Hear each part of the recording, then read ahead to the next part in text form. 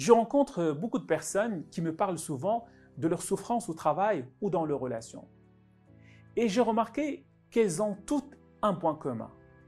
Elles ont peur de prendre une décision ferme et congruente qui peut changer immédiatement le cours de leur vie. Souvent et à tort, nous pensons que ce n'est pas le bon moment.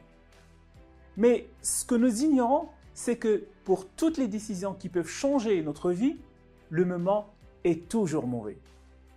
Si tu attends le bon moment pour quitter un travail qui ne te stimule pas, sache qu'il ne se présentera jamais. Si tu attends le bon moment pour rompre une relation toxique qui te détruit, le bon moment ne viendra jamais. Très souvent, les conditions ne sont jamais parfaites pour prendre une décision et agir dans le sens de ce qui t'importe. Si cette relation t'empoisonne, arrête-la. Si ton patron te pourrit la vie, quitte-le. Si tu n'aimes pas ton statut actuel, prends la décision de le changer. Le bon moment pour faire ce qui est important pour toi, ce n'est ni demain ni après-demain. Ce n'est pas un jour ou un autre, mais c'est aujourd'hui. Et si erreur il y aura, tu corrigeras le tir chemin faisant. Bien sûr que dans ton aventure, tout le monde ne sera pas avec vous, mais tout le monde ne sera pas contre vous non plus.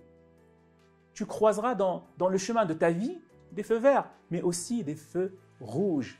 Dans tous les cas, tu auras le mérite d'essayer dans ce que tu aimes et non pas de souffrir dans ce que tu n'aimes pas.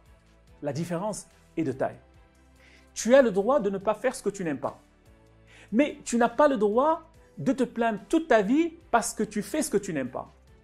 Si tu acceptes de supporter une existence qui n'est pas la tienne, une existence qui n'est pas faite pour toi, et de laisser les autres et les circonstances décider à ta place, c'est que tu remplis les deux conditions pour définir la paresse comme le proposait justement Timothy Ferriss.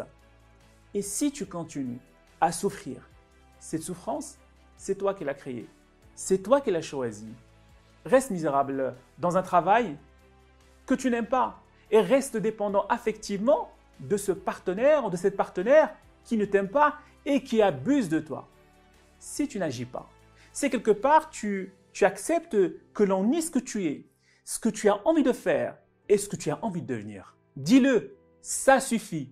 Ça suffit. Dis-le aujourd'hui si tu sais qui tu es et qui tu as envie d'être. Tu mérites mieux. Décide et agis maintenant.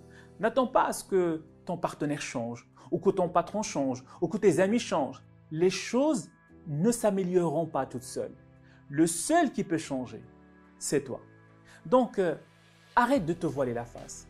Sois honnête avec toi-même et prépare le grand saut. Il y a un risque quand tu agis, mais le grand risque, c'est quand tu n'agis pas. Ne pense pas aux conséquences négatives potentielles si tu prends la décision d'agir, mais évalue les conséquences physiques, émotionnelles, psychiques et financières quand tu n'agis pas. Le coût de ton inaction est inestimable. Ton destin prend forme dès lors que tu prendras la décision de changer ce qui ne te convient pas. Comme l'a si bien dit Boris Pasternak, l'homme est né pour vivre et non pas pour se préparer à vivre. Si tu es prêt à prendre des décisions inconfortables, c'est que tu as compris l'essence même de la vie. La progression. La vie est soit une aventure audacieuse, soit rien, nous le rappelle justement Hélène Keller. Accroche-toi à vivre la vie la plus enrichissante qui soit, celle que tu as envie de vivre. Et rappelle-toi que tu n'as qu'une seule vie et que l'univers regorge d'opportunités et de personnes.